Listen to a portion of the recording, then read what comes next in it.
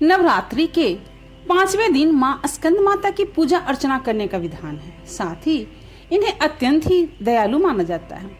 कहते हैं कि देवी माँ का यह स्वरूप मातृत्व को परिभाषित करता है। वहीं प्रेम और ममता की मूर्ति स्कंद माता की पूजा करने से संतान प्राप्ति की मनोकामना पूर्ण होती है और माँ अपने बच्चों को दीर्घायु प्रदान करती है। वहीं देवी भागवत पुराण के अनुसार भोलेनाथ की अर्धांगिनी के रूप में माँ ने स्वामी कार्तिकेय को जन्म दिया। स्वामी कार्तिकेय का दूसरा नाम स्कंद है, इसलिए माँ दुर्गा के इस रूप को स्कंद माता कहा गया है। आइए हम जानते हैं कि माँ स्कंद माता के व्रत की क्या कथा है। प्राचीन काल में एक कथा के अनुसार तारकासुर नाम का एक राक्षस ब्रह्मा जी को प्रसन्न करने के लिए कठोर तपस्या कर रहा था। उस कठोर तप से ब्रह्मा जी प्रसन्न होकर उनके सामने आए। ब्रह्मा जी से वरदान मांगते हुए तारकासुर ने अमर करने के लिए उनसे कहा। तब ब्रह्मा जी ने उन्हें समझाया कि इस धरती पर जिसने भी जन्म लिया है उसे मरना ही है।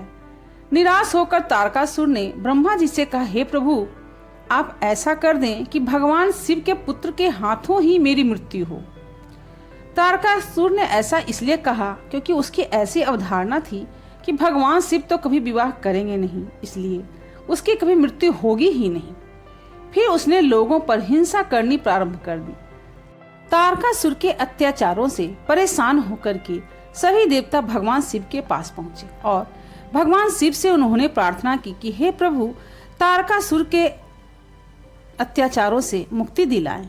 इस पर तारकासुर के अत्याचार से मुक्ति दिलाने के लिए भगवान शिव ने उन्हें आश्वासन दिया और उन्हें कहा कि उन्हें उससे अवश्य मुक्ति मिलेगी। उसके पश्चात शिव ने पार्वती से विवाह किया और कार्तिकेय के पिता बने। कार्तिकेय ने बड़े होने के बाद तारकासुर का वध किया और स्कंद माता, चूंकि कार्तिकेय की ही माता हैं, इसीलिए उन्हें स्कंद माता के नाम से जानते हैं।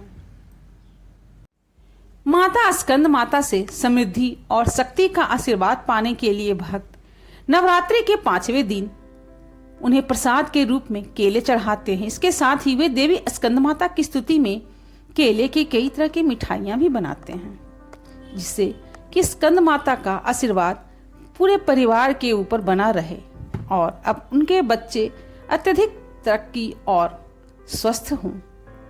Like, share and subscribe to this channel.